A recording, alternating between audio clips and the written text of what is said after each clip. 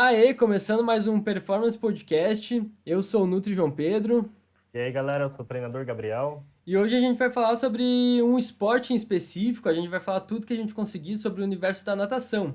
E para isso a gente trouxe um cara que é recordista já tem várias medalhas durante a carreira, o Nelson Silva. Então, Nelson, por favor, gostaria que você se apresentasse um pouco para o pessoal, por favor.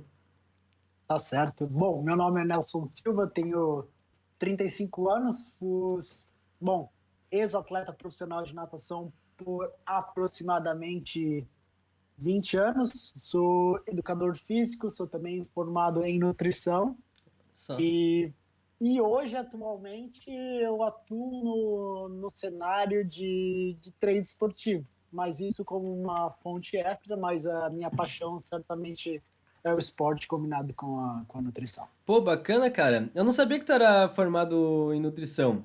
Pra quem não sabe, eu faço CrossFit com o Nelson, a gente se conhece lá do box e a gente sempre se vê só lá na box, né? A gente nem tem tanto tempo de se conversar, afinal, a gente vai lá, treina, já vai embora.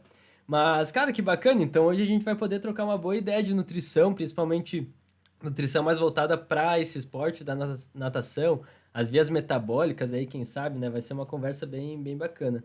Mas, cara, como é que tu começou na natação exatamente? Tipo, foi incentivo dos pais, tu que meio que caiu lá de paraquedas e gostou? Eu acho que foi eliminação, né? Foi sobre eliminação, foi o que me sobrou, né? Eu acho que a natação me pegou e eu não peguei muito a natação, ou pode ser o caminho oposto, não sei. Bom, enfim, meu pai foi ex-jogador profissional de futebol, meu tio também. Meu pai atuou muito tempo como reserva do Corinthians, meu tio no Palmeiras, mas só que acabou não vingando na época. Enfim, então o sangue da família estava lá, mas eu não era tão habilidoso, para ser sincero. Eu jogava, fazia múltiplos esportes ao mesmo tempo, múltiplos quando criança.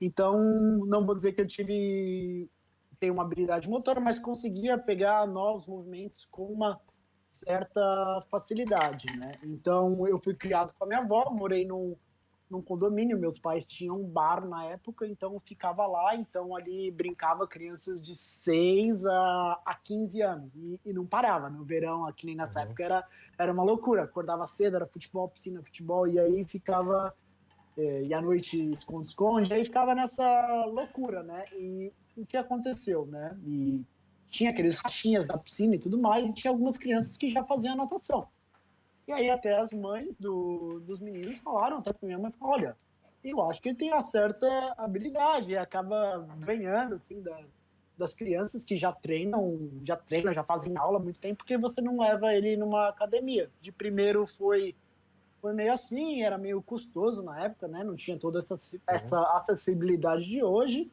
mas, bom, esse foi mais ou menos o início do início, mas acho que quando realmente vingou o esporte foi que eu tentei ainda fazer algumas peneiras em alguns clubes e meu pai foi sincero comigo e falou, olha, eu acho que a chance de você ser jogador é 1 em 1 bilhão. Eu posso até ter as conexões hoje, mas hoje já não existe mais. Ele falou, foi sincero comigo e naquela época eu não sabia nada melhor. Falei, tá, continuo a nadar e a natação foi indo e me levou em muitos lugares. Pô, top, cara. E, por exemplo, mais ou menos de que idade tu tá falando? Tipo, 10 anos, 15 anos, 20 anos? Vamos lá, teve muitas etapas, né? Vamos começar com esse rally aí na piscina do prédio da minha avó, que eu aprendi, não sei, dizem que eu aprendi a nadar com 3 anos, né? Tava lá nadando, meu tio me soltou e comecei a nadar. Esse ralizinho aí começou com 6 anos, essas aulas na academia com aproximadamente 10, e depois a gente ficou sócio da ACM, a Associação Cristã de Moços, não sei se tem aqui na região, sou novo aqui. Bom, Uhum. e lá tinha um clube que tinha vários esportes, isso foi mais ou menos 12 anos, comecei a fazer. Eu chegava no clube, era 2 da tarde, fazia aula de futebol, fazia aula de natação, voltava para casa, ia para aula de informática e depois fazia o treinamento com o pessoal que já era mais velho, né? Então aí foi os 12 anos, né? E quando eu cheguei mais ou menos nessa época, eu comecei a evoluir bastante, claro, comecei a treinar ou nadar um pouco mais que seja, o pessoal lá foi muito inteligente, falou, olha, eu acho que ele tem que procurar um outro clube, né? E na época a gente não sabia nada melhor e fui lá, bati no melhor clube de São Paulo, que era o Pinheiros, e obviamente não passei no teste, me indicaram outros clubes, outras academias, e aí realmente comecei a treinar com 12 para 13 anos no Clube de Regatas Tietê. Esses clubes aí que tu fala é como se fosse um time mesmo, por exemplo, com toda uma equipe lá, fisioterapeuta, nutricionista, técnico, tipo todo um suporte para os alunos ali, né, para os atletas. Sim, o Pinheiros em si, na época, não tinha a equipe multidisciplinar. A equipe multidisciplinar acabou sendo trazida dos Estados Unidos por volta de 2004. E na época que eu fui, eu tinha 13 anos, eu era infantil 1. E ainda não tinha tudo, mas já tinha todo esse cuidado sobre. Talvez era a parte, tudo. Agora é uma equipe multidisciplinar pelo menos na natação nos grandes clubes, coisa que não era ouvida há 15 anos atrás, hoje é essencial. É Sim, essencial. sim. Essencial. Ah, com certeza, né? E desde pequeno, assim, quando tu viu, assim, que era natação ali, tu já começou a competir? Bastante, sim? Foi indo, né? Na verdade, eu tenho que muito agradecer o meu primeiro treinador, o Álvaro Coleone, que eu cheguei lá cru, eu perdi praticamente toda a maturação aeróbia, né? Então eu comecei um pouquinho tarde, né, na natação, mais tarde que deveria. Cheguei lá um cara de aulinha de natação praticamente, e já para um ano depois está entre os top 8 da onde que era do Campeonato Paulista, né? Então meu técnico falou para mim, a gente vai fazer todo o trabalho aeróbio, eu vou deixar você pronto para qualquer cenário qualquer cenário da sua vida. Siga adiante no esporte ou não, mas a minha obrigação é deixar você pronto se você quiser tiver uma carreira nesse esporte, né? Então foi isso que a gente fez. Treinou muito mais do que os outros, até pelo meu desenvolvimento tardio no esporte. Pô, mano, bacana, velho. Pô, bacana mesmo, cara. E assim, tua família sempre te apoiou nessa tua fase aí? Ah, até porque todo mundo já era meio que atleta ali, né? Todo ali a parte do pai, tio e tal. Olha, acho que a melhor coisa que meus pais puderam fazer para mim, depois eu tive essa experiência lá fora, eles nunca me cobraram nada. A única coisa que eles me cobraram eram notas na escola, né? Uhum. Enquanto eu tivesse uma nota decente, eu poderia continuar treinando, né? Diferentemente de depois, meus 18 anos, quando eu morei nos Estados Unidos e eu via que a cobrança em cima das crianças sobre os pais era muito grande, eu tenho muito que agradecer. Senão, certamente, eu não teria nadado até os 33 anos. Sim, pois é. E daí como é que foi essa tua carreira exatamente? Por exemplo, tu começou ali bem cedo, né, cara? Apesar de ter falado que começou meio que tarde, mas, tipo, querendo ou não, no geral, acaba sendo cedo.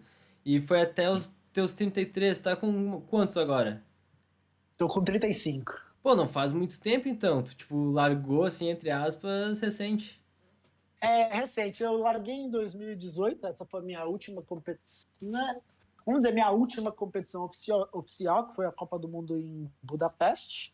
Essa foi a minha última oficial e eu já estava morando na Alemanha, já era técnico na Alemanha e em 2019 fiz minha despedida oficial, já realmente não treinando muito e depois acabei voltando para o Brasil e tentei competir de novo e tive um convite da Liga Internacional de Natação para fazer parte do draft, né? Então já estava em planos de voltar a treinar, e aí rolou essa pandemia, acabamos mudando de São Paulo para Balneário, e aí eu acho que foi a linha final. mas enfim, comecei aos 13 no Clube de Regatas Tietê, já no ano seguinte eu morava na zona norte de São Paulo, o Clube Pinheiros era aproximadamente 25 quilômetros de distância, né? Então meus pais certamente não poderiam me levar, até pelo trânsito que existe em São Paulo. E estava representando o Clube Pinheiros, né? Representei o Clube Pinheiros por muitos e muitos anos. O Clube de Regatas Tietê faliu, então aí tive que ir para o Clube Pinheiros, né? Fiquei treinando no Clube Pinheiros. O Clube Pinheiros, na época, mais conhecido, ainda é mais conhecido com um programa mais de velocidade. E na época eu era um nadador de fundo, né? E foi lá que eu conheci muitas pessoas e tudo mais. Sempre fui. Acho que eu nunca ganhei no talento, foi mais na dedicação. Sempre trabalhei muito duro, mais até que deveria, né? Mas Não sei porquê, acho que essa era a única forma que eu tinha ou enxergava de conseguir ser tão bom quanto os outros ou melhor. Isso foi até 2004. Quando foi 2004 eu fui para os Estados Unidos, né, com indicação de colegas de treino, né, que naquela época eu era muito dedicado, eu fazia o máximo que eu podia, mas honestamente meus resultados não condiziam para estar tirando vaga de uma pessoa que poderia fazer mais pontos do que eu no campeonato estadual, no campeonato nacional, isso com 17 anos. Bom, de lá eu estava no Pinheiros e falei, para onde que eu vou agora, né? Estou no melhor clube do Brasil, para onde que eu vou? Então aí fui para os Estados Unidos e eu lembro que eu estava no meu primeiro ano da faculdade, não tinha nem 18 anos, e eu sempre falei até os 16, falei, ué, para que eu vou aprender a falar inglês se eu nunca vou para os Estados Unidos? Em questão de 2 meses eu estava lá, né? E aí foi todo um processo, uma experiência que eu não trocaria por nada nessa vida. Foi difícil, foi, mas com certeza não teria chegado aonde cheguei se não tivesse tomado essas rotas, né? Então, lá nos Estados Unidos, cheguei num clube na Virgínia, né? Fiquei numa casa de família.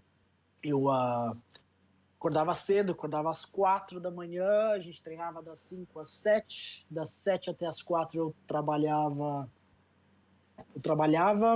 depois eu treinava às 4 até às 7, depois eu esperava o meu host brother, né, meu irmão de família, né, treinava das 7 até às 8, chegava em casa às 9 e aí repetia isso por 2 anos, né, até que eu realmente aprendi a língua, prestei os devidos vestibulares, e aí, como não era viável, nem sem chance de pagar por uma universidade, consegui uma bolsa numa universidade através de esportes, né?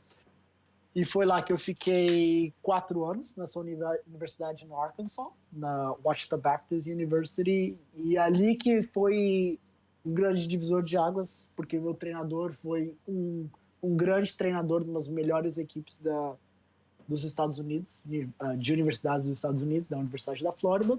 Foi ali que começou. Eu fui lá exatamente por causa dele, porque eu queria realmente evoluir na natação, diferentemente do que a gente pensa, né? Universidade americana, American Pie. Foi nada disso. Foi um lugar extremamente religioso, extremamente conservador, uma realidade totalmente diferente do que um jovem de São Paulo pensa, né? Aham. Mas em outra razão me deu grandes portas, né? Então todos os meus verões eu passava na Universidade do Texas, onde eu pude treinar como o treinador mais consagrado da história da natação, né? E ali fez realmente eu acreditar que eu poderia dar passos mais largos. Bom, graduando, tendo essa conexão no Texas, depois fui para Califórnia, pude treinar com um grupo seleto, né, da natação, talvez um dos melhores grupos, isso já em 2010. Ô, Foi Nelson, lá que eu conheci. e durante esse tempo, tu foi, tipo, tinha competição aqui, competição ali, tu nunca tinha parado de competir, tipo, treinava e competia também. Não existia, não sabia o que era a palavra off. Aham. Não, não, foram anos e anos sem ter um time off. Uhum. Porque o calendário dos Estados Unidos não combinava com o calendário do Brasil. Então, por exemplo, era férias nos Estados Unidos, mas era temporada aqui. Entendeu? Aham. Então, eu competia, eu tinha 2 clubes, praticamente. Eu fazia as competições da universidade, competia o verão lá, o fim do verão lá, caía com as competições daqui. Então ficava sempre nessa, né? Caramba, mano. Nunca tinha off. E fora, depois que eu comecei a chegar num certo nível, eu estava sempre viajando. Então, a faculdade que eu fui, ela foi bem aceitável, porque tinha meses que eu ficava 2 meses afastado da faculdade, só Uhum. competindo em volta do mundo. E se eu tivesse certamente uma universidade melhor, certamente eu não poderia ter feito isso, né? Aham. Bom, até 2010 em Los Angeles, depois fiquei lá até 2012, lá onde eu consegui meu mestrado em nutrição esportiva. Voltei para o Brasil de 2012 até 2018. tive um tempinho na África do Sul, onde eu pude treinar com o Chad Leclerc, um cara que venceu o Michael Phelps na Olimpíada de 2012. Mais ou Caramba. menos isso. Tem muita coisa, tem muita coisa. Pô, mano, tu passou umas pessoas bem incríveis, né, na tua jornada aí. Desde o professor aí, esse último cara que tu falou, pô, é Sim. incrível. Chegou assim a conhecer, competir, por exemplo, com César Cielo também. Não sei se é a mesma categoria. Sim, então, o César ele é um ano mais novo do que eu. Quando eu mudei de clube, quando eu representava o Pinheiros, mas comecei a treinar no Pinheiros, eu fazia universidade ainda e, tipo, muitas vezes o César também tinha acabado de mudar, se eu não me engano, esqueci, de Limeira, né? E ele tinha um apartamento perto do Pinheiros, então muitas vezes eu descansava, ele abria essas portas para a gente descansar entre os treinos na casa dele. Às vezes a gente dormia à noite de sexta para sábado, para não ter que voltar para casa para o treino de manhã no sábado. Então sim. Pode crer, que massa, cara. E só a nível É. de curiosidade, a universidade que tu tá fazendo era a nutrição ali mesmo, era isso aí. Na Universidade do Arkansas, eu fiz duas faculdades ao mesmo tempo. Fiz Ciências do Esporte e fiz Nutrição. Depois que eu fui para Los Angeles, que eu fiz meu mestrado em Nutrição Esportiva. Ah, tá, saquei, Ah, saquei, entendi. entendi. Ah, Cara, e assim, tu, além da natação, tu fazia algum outro esporte auxiliar que precisava, tipo, através dos teus treinadores que eles te incentivavam, falavam pra tu fazer, ou era sempre, ou era só, tipo, natação mesmo? Planilha de natação. olha, logo quando eu comecei na natação, eu ainda jogava outros esportes, mas eu acabei me lesionando um pouquinho, mas nada muito fora da curva. Torcer o pé, eu sempre tive um tornozelo muito flexível, né? Meus pés são para dentro, então eu torcia um pé muito, muito, muito simples. Eu ando na rua hoje eu torço o pé. Então aí tive que dar uma maneirada com o futebol, tive que realmente passar a viver como atleta. Se eu fosse jogar, dar uma tranquilizada, sabe? Porque, Uhum. querendo ou não, você tem ainda aquele instinto competitivo, né? Mas eu sempre fui, ou pelo menos fui um pouco resistente à musculação, gostava de preparação física, fazia bastante extensor, bastante core, bastante flexão. Mas só depois nos Estados Unidos eu comecei a ver a importância da preparação física, né? Então aí começou a entrar um pouquinho mais de musculação e depois, como eu te disse, na Universidade do Texas eu comecei a entender porque para minhas provas o programa tinha que ser era baseado 50% do sucesso do programa era baseado na parte física. Então foi ali que eu comecei a ter Uhum. um pouquinho mais de cuidado e que eu posso dizer ter um pouquinho mais de ênfase e fazer com mais afinco a preparação física, porque ia dar mais resultado, né? Então, foi ali que eu Nessa realmente me dediquei. época, aqui no Brasil, você não chegava a fazer esse tipo de preparação física tão intensa assim? Fazia, Não mas tinha essa cultura? fazia com uma certa incerteza do que se ia dar certo.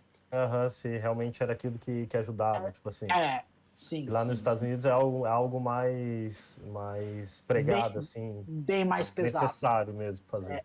É bem mais pesado. De crianças com Aham, 13, 14 anos fazendo centenas de flexão por dia, aqui aham. tende a ser um pouco mais cauteloso em relação a isso. E tu também nota a diferença, acredito que sim, né? Mas eu queria saber exatamente a diferença, por exemplo, dos clubes daqui com os clubes de lá. A parte da infraestrutura, até mesmo o conhecimento aplicado à planilha, aplicado à cinesiologia ali, dos movimentos que tu precisa fazer. Acho que a gente tem que comparar, se for comparar, tem que comparar em partes, né? Uhum. Se fosse comparar hoje, hoje com hoje, acredito eu que os melhores clubes do Brasil estão à frente em termos de estrutura e de fisiologia atrás, os melhores, tá? A gente aqui praticamente é uma mescla, na minha opinião, com o europeu, que o europeu usa muita fisiologia, né? E um pouco com o americano, com a parte técnica e de força dentro da água, né? Então é mais ou menos isso.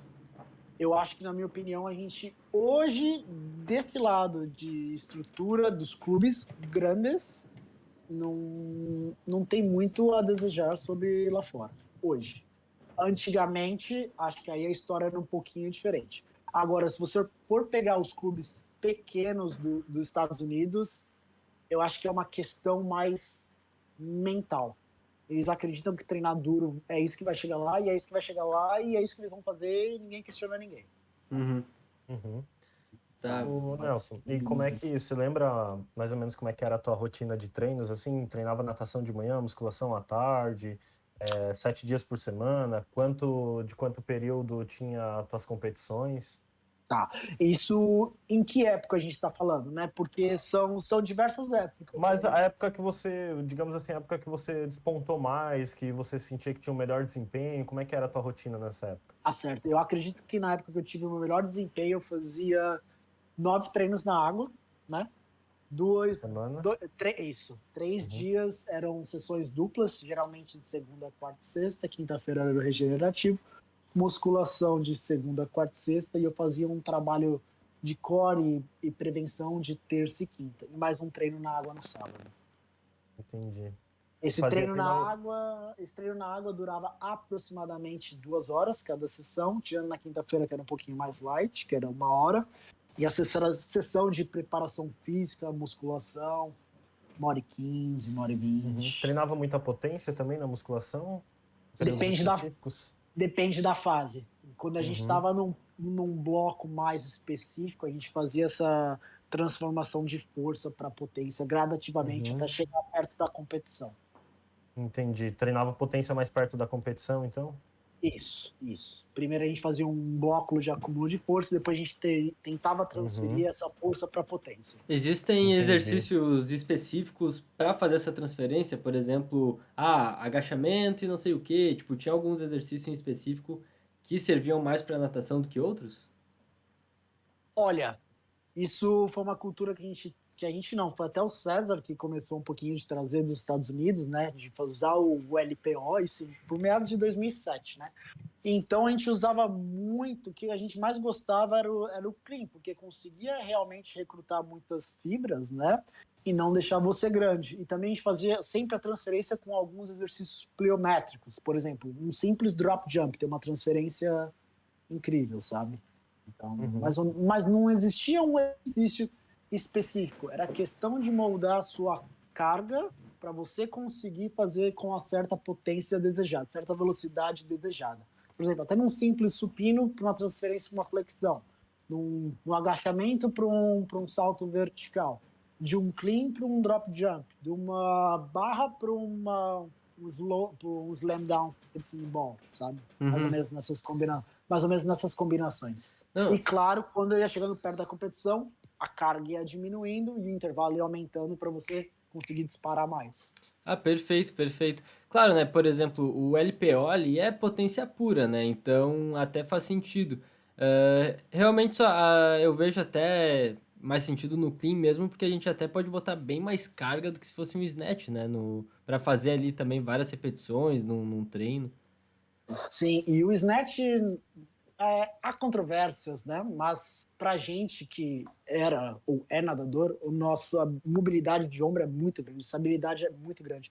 Então, o snatch acaba sendo até um pouco perigoso e demora para refinar uma, A técnica uma ali, né? técnica, a técnica do snatch. E essa não é a prioridade. A parte física é para auxiliar na água, não é Sim. um meio principal, né? Então, hoje a gente já não faz mais nem o encaixe de clean para quem tem dificuldade. A gente faz o high pull que funciona tanto quanto. Uhum, uhum. Entendi. E beleza, e cara, queria saber assim, ó, durante essa época, tu já cuidava da alimentação ou tu nunca foi muito regrado quanto a isso? Sabe, tu tipo calculava, pesava certinho, como é que era? Na época não tinha sobrepesar muito certinho, né? Eu sempre fui gordinho, sempre fui, e sempre tive dificuldade com peso. Comecei na nutricionista com 14 anos, foi ali que eu realmente me apaixonei pela nutrição. Foi até com a Alessandra Favano, na época ela foi a nutricionista do Palmeiras, hoje ela foi a nutricionista do Santos, né? Ela é a nutricionista do Santos, e no futebol. E foi ali que eu tive meus primeiros contatos com a nutrição. Gostei já desde o início e sempre fiquei muito curioso. Falei, esse alimento pode ajudar no quê? Isso pode me ajudar no quê? Então sempre fiquei curioso em relação a isso. Top. E daí tu.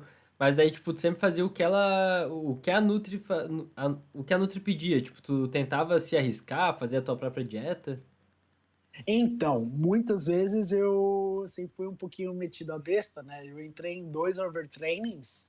Não foi diagnosticado na época, mas foi por pura idiotice minha, né? Comecei a reduzir, sempre que eu tive muito problema com peso, comecei a reduzir, comecei a ficar magro, não consegui treinar, até ficar muito magro e não começar a render, né? Sim. Isso foi por pura baboseira minha na época. Cara, e utilizava algum suplemento, sei lá, creatina, alguma coisa assim? Ou tu não era Olha, muito apto, assim, adepto a usar?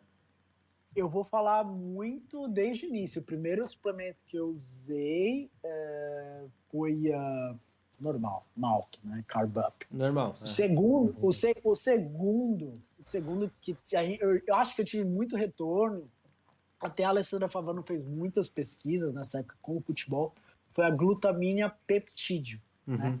A glutamina peptídeo a gente usou bastante, meu, mas eu lembro que o gosto era igual ração, a gente conseguia num lugar lá em Fortaleza e tinha que macetar ela e colocar no negócio.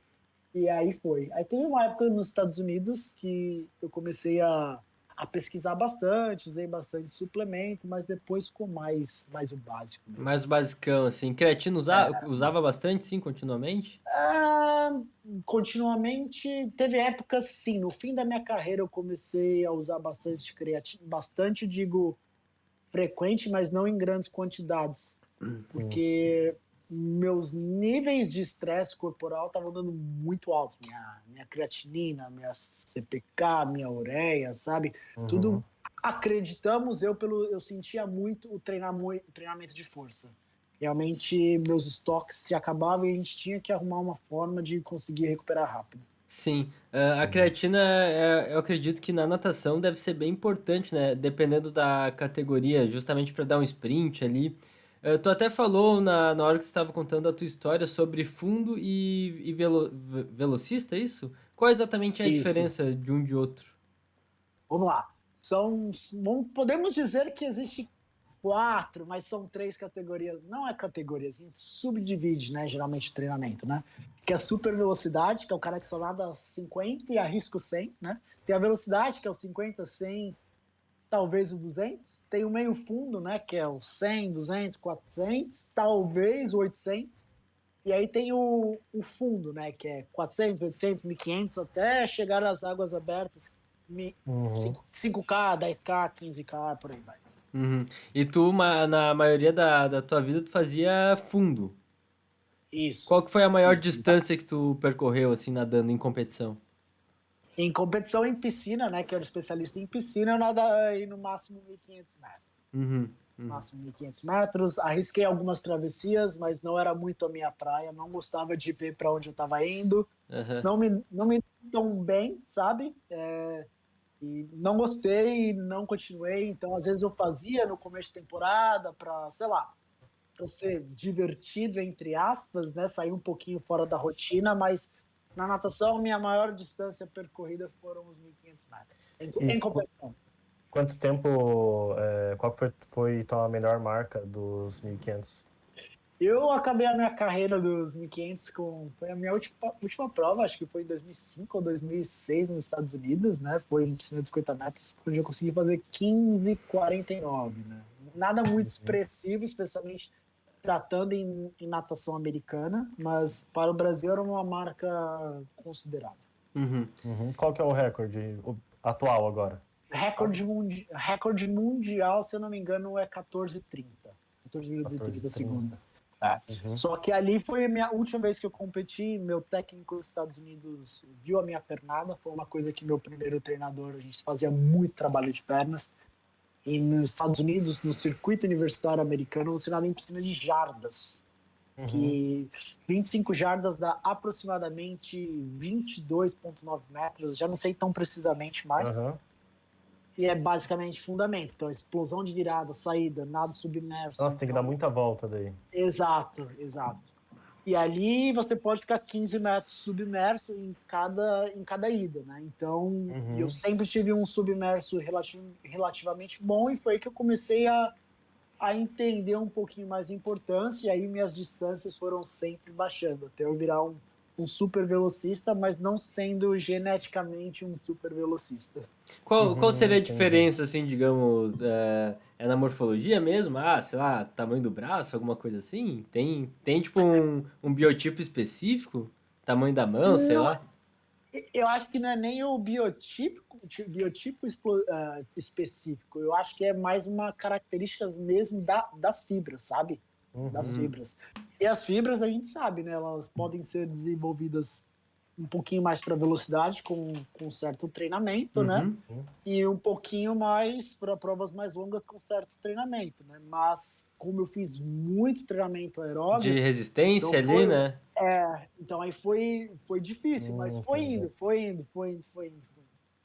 Com a É, pra... especificação do treinamento, né? Porque meu treinador inicial, meus treinadores iniciais nunca foram específicos comigo. Então, até por isso que eu tive uma longevidade grande no esporte. E é muito mais fácil treinar, é muito mais, na minha opinião, muito mais divertido treinar para provas curtas, né? Não é tão massacrante mentalmente. Sim, entendo. Para galera que não sabe, que a gente está falando em relação de fibras musculares, é porque a gente tem três tipos de fibras, basicamente. Fibras brancas, fibras vermelhas e uma que ela pode se adaptar para as duas coisas.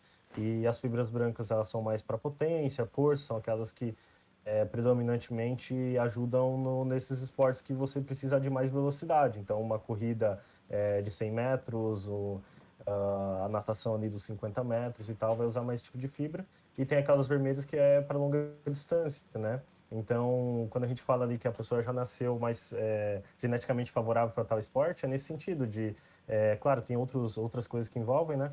Mas também principalmente da fibra muscular. A gente sempre consegue trabalhar, né, de melhorar mais um lado, mais o outro, enfim, até porque tem essa fibra que ela digamos que pode ir para os dois lados, né, ela pode evoluir para os dois lados. Então, quando a gente tem, por exemplo, o Usain Bolt, ele é geneticamente favorável para fazer a corrida dos 100 metros, né, que é o que ele é o melhor. Porque provavelmente a predominância de fibras dele é a fibra de força, né? Sim, perfeito. Mais ou menos essa é a Bem ideia. colocado. E eu queria explicar por quê, né? Por que disso aí. As fibras brancas são assim porque não tem tanta mitocôndria, tanta oxigenação por ali, então a via metabólica utilizada é justamente anaeróbia, que é uma via de mais explosão ali, com que a gente consegue energia mais rapidamente. Então, justamente essas partes de explosão cabe muito bem. Tem vantagem geneticamente quem tem mais essas fibras brancas nesses exercícios de explosão. E já as fibras vermelhas servem mais para resistência, longas distâncias, como meia maratona, maratona, endurance ali, a natação de fundo, justamente porque tem mais oxigênio ali, tem mais mitocôndria, então toda essa parte da capacidade aeróbia é melhorada justamente por causa disso. Correto aí, Nelson? Nossa. Tudo Então, certo? é isso mesmo. A É fibra isso. vermelha usou maior fonte como oxigênio, né? E a fibra branca como TPCP, o maior sistema. Cara, Isso. e assim, Nossa. eu queria saber muito sobre a parte competitiva ali, porque tu já foi pra Mundial, né? Tem até ali no teu Instagram que tu é recordista master e tudo mais. Cara, por favor, Sim, conta sim. um pouco disso que eu tô bem curioso sobre essa trajetória de medalha e tudo mais. Sim, por onde começar? Vamos tentar do começo. Acho que meu primeiro título de expressão foi a Copa Mercosul em Curitiba, no Curitibano. Se eu não me engano, eu fui a primeira vez no ano de 2000 e foi a primeira competição assim realmente grande, então eu dei uma sentida, né? Porque eu sempre treinei muito, né? Então, sempre treinei muito, às vezes eu me impressionava mais que eu deveria e, bom, não foi, o resultado foi satisfatório, mas poderia ter sido muito melhor, mesmo sendo uma competição que foi no meio temporada. No outro ano cheguei aí nessa mesma competição, acabei vencendo, e aí nesse mesmo ano eu já fui finalista de brasileiro, mesmo com somente um ano e meio aí de bagagem de treinos, né? Vamos lá, eu acho que. E aí, já nesse mesmo ano, eu comecei a ser campeão paulista nas provas mais longas e tudo mais. Mas agora, se tratando em título de realmente expressão, eu acho que o meu primeiro foi quando eu fui campeão da Liga Americana de Natação, na Liga Colegial de Natação, né? Foi uma das ligas mais fortes. Todo mundo fala que chega a ser até mais forte que as próprias Olimpíadas, né? Porque não existe margem para erro, porque a gente nada em piscinas reduzidas e é muito difícil já de fazer os índices, sabe? Então são pessoas extremamente selecionadas. Então ali foi em 2008, acho que esse foi o meu primeiro título assim de expressão. Depois disso, acho que o segundo foi 2 segundos lugares na Copa do Mundo de Dubai em 2011. E aí comecei a frequentar o circuito da Copa do Mundo com uma certa constância, né? Então, tinha ano todos os anos eu chegava nas finais, tudo com contenção para medalhas. Tinha anos que eu treino pegava, eu estava realmente preparado. Então, teve anos que eu fui muito bem. Acho que foi nos anos de 2016 e nos anos de 2017 que calhou muito bem o treinamento. Bom, eu acho que isso, falando em títulos de expressão, acho que foram esses. Agora, sobre a questão E, do recorde mundial, foi após eu fazer um giro na Europa, né? Depois do Rio 2016, a gente fez um giro na Europa, porque depois do Rio 2016 é como uma incógnita, né? E aí? Vai ter patrocínio? E aí? Qual clube vou ser contratado de novo? E aí? Aí eu, quer saber? Sempre tive oportunidades de ir competindo, mas só que eu não poderia, por causa do sistema clubístico do Brasil, que você tem que ficar aqui treinando e representando o clube, né? Mas só como eu treinava a parte de clube, eu representava um clube, mas eu tinha um treinador, que era o treinador o treinador principal da seleção, eu tive a possibilidade de fazer isso. Então comecei a rodar o mundo, fui para países que eu menos esperava na vida. Por exemplo, fosse uma competição na Finlândia ou tá na Itália, eu ia pegar na Finlândia. Falei, qual é a chance de eu ir para Finlândia alguma vez, sabe? vai Então justo. aí comecei a rodar, fiquei só competindo o ano inteiro. E esse recorde mundial, assim, não estava nos meus planos, tudo. Eu precisava competir em piscina curta. E foi logo 2 dias depois, após a seletiva de algum campeonato mundial. Não sei, teve uma competição brasileira absoluta no Rio, em maio, abril, maio. E 2 dias depois tinha uma competição master em São Paulo, mas sem intenções, assim, de bater recorde mundial e tudo mais. E acabou acontecendo. E daquele tempo ali, a gente pensou em evoluir na progressão para as competições realmente que importavam, que foi as Copas do Mundo, e com aquele resultado a gente conseguiu tirar muita informação sobre essas competições, que a gente ficou só competindo o ano inteiro e conseguiu replicar o treinamento. Tivemos um resultado muito melhor 4 meses depois. Cara, interessante isso que tu falou, porque parece que, tipo, meio que tu tirou a pressão de ti, né? Tu tava lá, tranquilo, claro que tu ia dar teu melhor, mas parecia que não tinha uma pressão, né? Daí nisso, tu meio que conseguiu dar o teu melhor ali e bater o recorde. Sabe, eu cansei de tanto competir todo final de semana que você já não pensava mais. Sim. Tá tão automático. Então, Entendi. pra gente, claro, competir, tem que saber o quanto competir, sabe? Acho que para mim, a cada 3 a 4 semanas, eu com os meus atletas, eu gosto que eles estejam competindo no máximo a cada 4 semanas. Senão você não sabe, senão você não tem objetivos, fica só treinando, acaba sendo monótono, sabe? Porque mesmo você tendo vamos dizer, vou competir hoje em junho, mas você tem outras competições, você consegue se basear, consegue estar se motivado. Opa, essa foi boa, legal, vou treinar mais. Essa não foi tão boa, opa, preciso treinar mais ainda. Eu treinar mais coerente. Ou o treinador reduzir um pouco o pé, talvez a pessoa esteja muito cansada. Então foi de tanto competir que meus detalhes estavam tão apurados.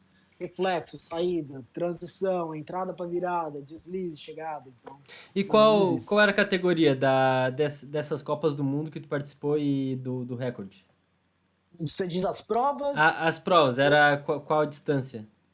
Sim, sim. Nessa época eu estava muito bem treinado para as provas de 50 e 100. E eu nadava os 200 antigamente, era a minha prioridade. Mas conforme eu fui ficando mais velho, bem mais força, fiquei ficando mais explosivo, fui tendo uma capacidade de melhorar os detalhes, os 50 e os 100 vieram com uma certa naturalidade, né? Uhum, Mas só que eu sempre fui um pouquinho o cara mais do 200, assim. sim. Ah, E pode ir lá. Vai lá, vai lá. Vai, Gabi. Nelson, tu chegou a competir em alguma Olimpíada? Como é que funciona para se classificar para uma Olimpíada? Certo, não cheguei a competir em Olimpíada, já fiz parte da seletiva olímpica aqui no Brasil, entrei para a final, que os 2 melhores são É uma selecionados. competição, então? Sim, a gente chama de seletiva olímpica. Antigamente tinham diversas seletivas olímpicas, né? Então o Brasil foi para ter a oportunidade dos nadadores brasileiros participarem das Olimpíadas. Hoje a gente já não participa mais das Olimpíadas, a gente realmente compete, né? Então antes eram diversas seletivas e a cada ano que passa a Confederação Brasileira de Esportes Aquáticos vem adotando a medida de ter somente uma seletiva, sabe? Entendi. Porque antes o cara, por exemplo, fazia o índice da Olimpíada 1 ano e meio antes. 1 ano e meio antes é muito tempo, né?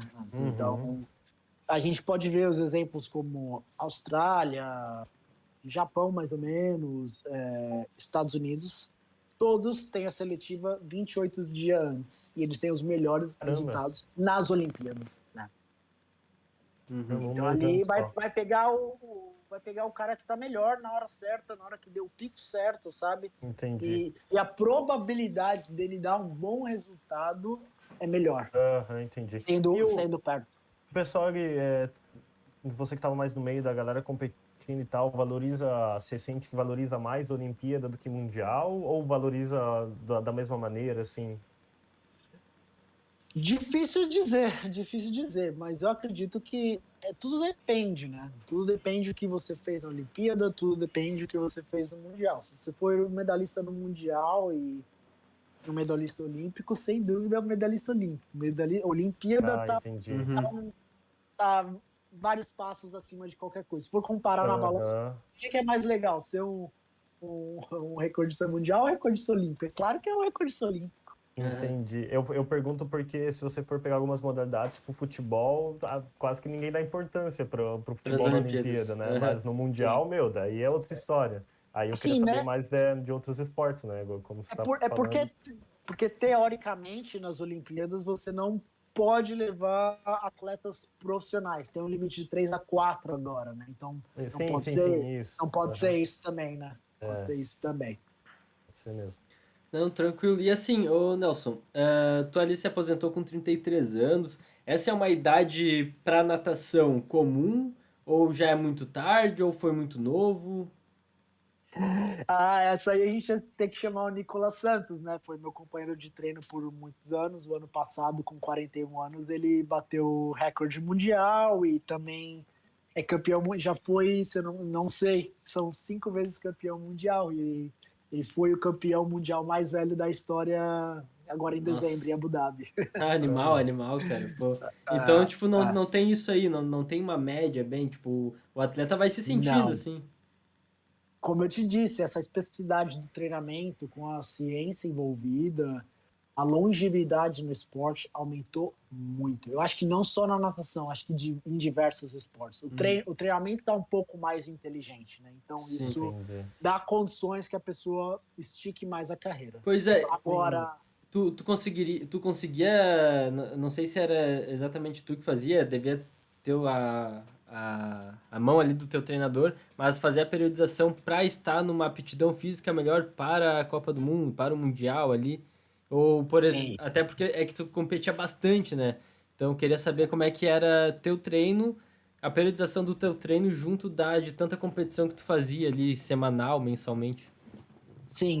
Esse período de competição excessiva foi um período atípico. Acho que é válido quando você está meio assim, para qual rumo você vai tomar, do que realmente parar e ficar esperando em casa.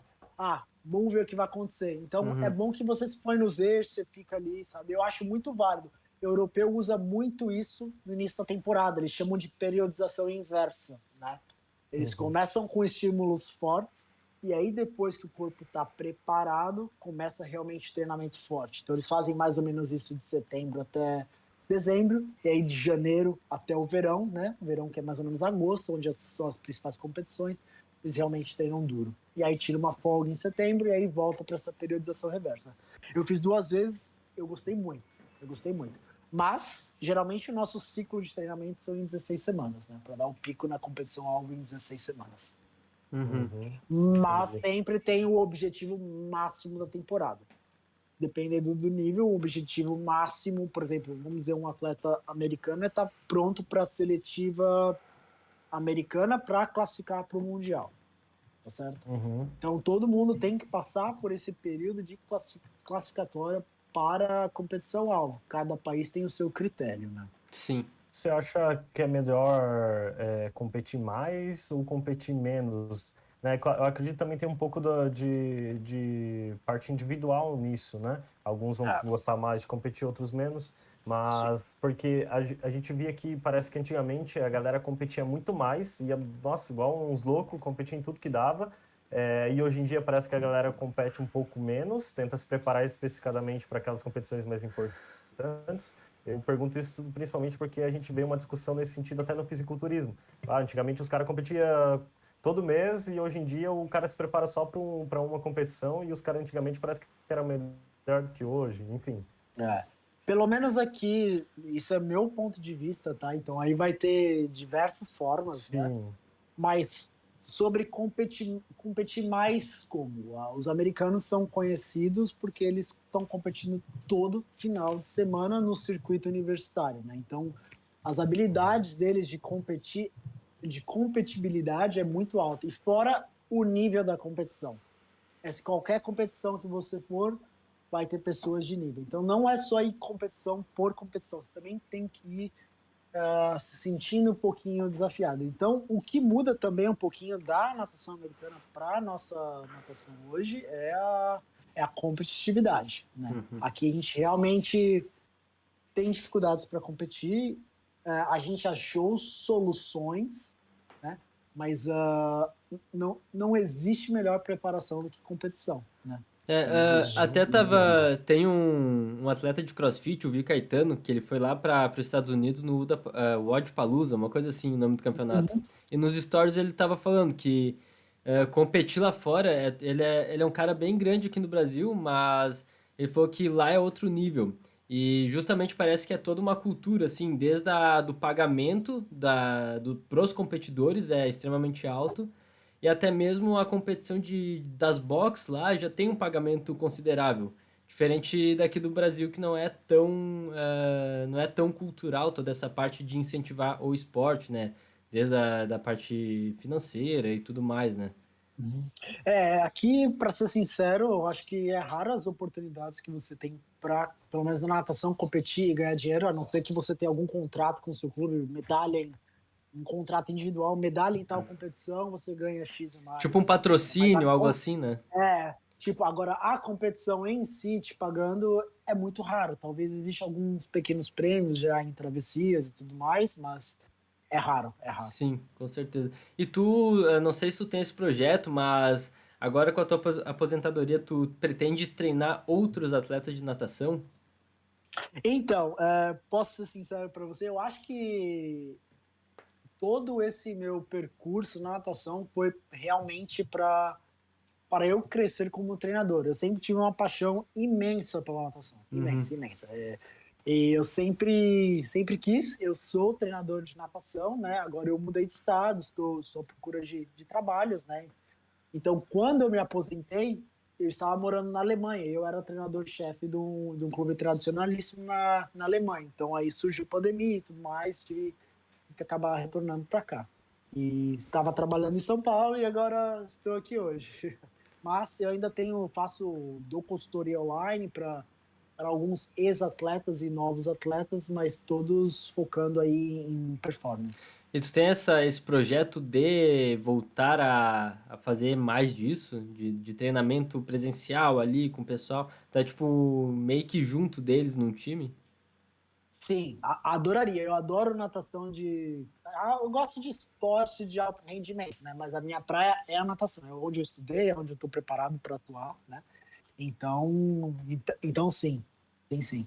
Show. Aqui em Balneário tem mercado pra isso? Pra esse esporte?